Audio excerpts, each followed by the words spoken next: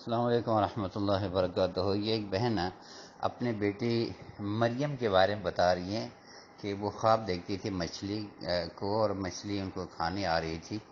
باقی آخر تک جو باتیں انہوں نے کی ہیں، یہ اس سے صاف لگتا ہے کہ ان کی بیٹی مریم کو نظر لگی ہوئی تھی، اور اس کی کوئی ظاہری علامتیں ڈاکٹر کو نہیں دکھ رہی تھی۔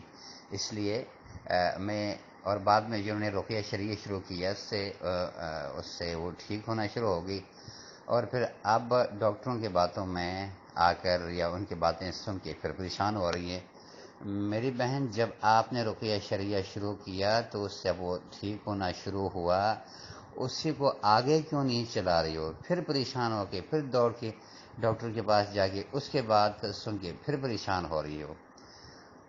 ڈاکٹر کا کام ہے کہ وہ دیکھے اور کچھ بات کرے، کیونکہ وہ ڈاکٹر ہے، فیس لے رہا ہے، اس کے پاس آپ گئے ہو، اس نے ٹیسٹ کروانی ہے، اس نے اور کچھ کام کرنا ہے۔ جو آخر ڈاکٹر جو بیٹھے ہوئے ہیں، یہ کسی کام کے لیے بیٹھے ہوئے ہیں، تو یہ جو کام کر رہے ہیں وہ ان کا اپنا کام ہے، باتیں بھی کچھ کرنی ہے۔ لیکن جب ان کی باتیں، ان کے علاج، ان کے میڈیسن سے کوئی فائدہ نہیں ہو رہا، تو آپ بار بار نہ جائیں، جس میں فائدہ ہو اسی پہ رہیں۔ میں تو یہی کہتا ہوں، ڈاکٹر سے فائدہ ملے تو ڈاکٹر پہ رہو، اور اگر فائدہ آپ کو کسی حکیم کے پاس ملنا شروع ہو جائے تو اسے نہ چھوڑیں۔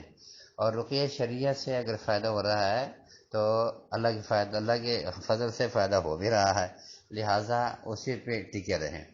بلکہ اگر ایک معالج سے کام نہیں ہو رہا، دوسرے معالج سے، کوئی روحانی ہی کیوں نہ ہو رقیہ کرنے والا، تو جس سے فائدہ ہو رہا ہے اسی پاس ہی رہو۔ اس لیے یہ ایک عام سی اصول ہے، جہاں پہ کام چل رہا ہے اور آپ فائدہ بھی دیکھ رہے ہو، تو دوسرے کے پاس جانے کی بجائے وہیں پہ ٹکے رہو تاکہ آپ کی شفا ملے۔ اور میں نے آپ کو کہا، آپ کی بیٹی کو جو علامتیں آپ بتا رہی ہو، اس سے لگ رہا ہے اس کو نظر ہے، اور نظر کے اندر یہی ہوتا ہے جو آپ بتا رہی ہو۔ دوسرا یہ کہ کہیں اگر علاج کے اندر سست رفتاری ہو تو اس سے پریشان ہونے کی کوئی ضرورت نہیں، آپ اسے چلائے رکھیں، انشاءاللہ کہیں جلدی ٹھیک ہونا، کہیں سست رفتاری آ جانا، یہ ہوتا رہتا ہے، اس میں کوئی ایسی بات نہیں۔ السلام علیکم۔